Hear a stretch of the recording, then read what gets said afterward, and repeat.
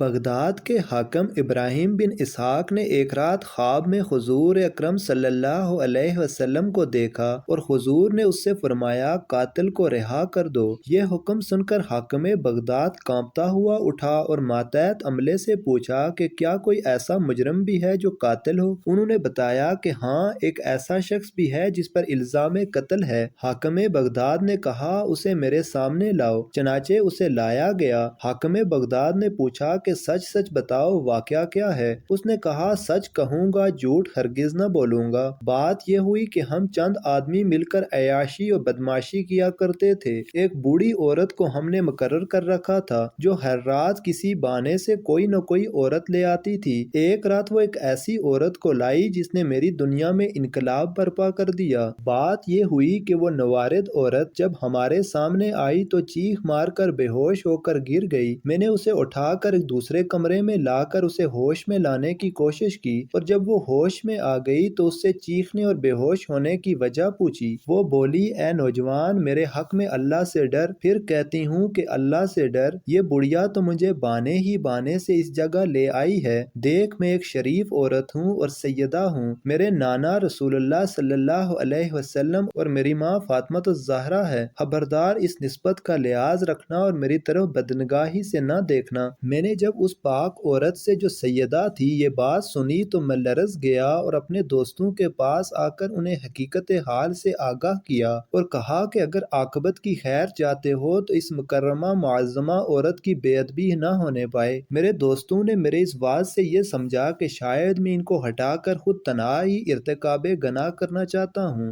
اور ان سے دھوکہ کر رہا ہوں۔ اس خیال سے وہ مجھ سے لڑنے پر آمادہ ہو گئے۔ میں نے کہا میں تم لوگوں کو کسی صورت بھی امر شنی کی اجازت نہ دوں گا، لڑوں گا، مر جاؤں گا، مگر اس سیدہ کی طرف بدنگاہی منظور نہ کروں گا۔ چنانچہ وہ مجھ پر جپٹے اور مجھے ان کے حملے سے ایک زخم بھی آ گیا، اور اسی اثنا میں ایک شخص جو اس سیدہ کے کمرے کی طرف جانا چاہتا تھا، میرے روکنے پر مجھ پر جو حملہ آور ہوا تو میں نے اس پر چھری سے حملہ کر دیا اور اسے مار ڈالا۔ پھر اس سیدہ کو اپنی حفاظت میں لے کر باہر نکلا تو شور مچ گیا، چھری میرے ہاتھ میں تھی، میں پکڑا گیا اور آج یہ بیان دے رہا ہوں۔ حاکم بغداد نے کہا جاؤ، تمہیں رسول صلی اللہ علیہ وسلم کے حکم سے رہا کیا جاتا ہے۔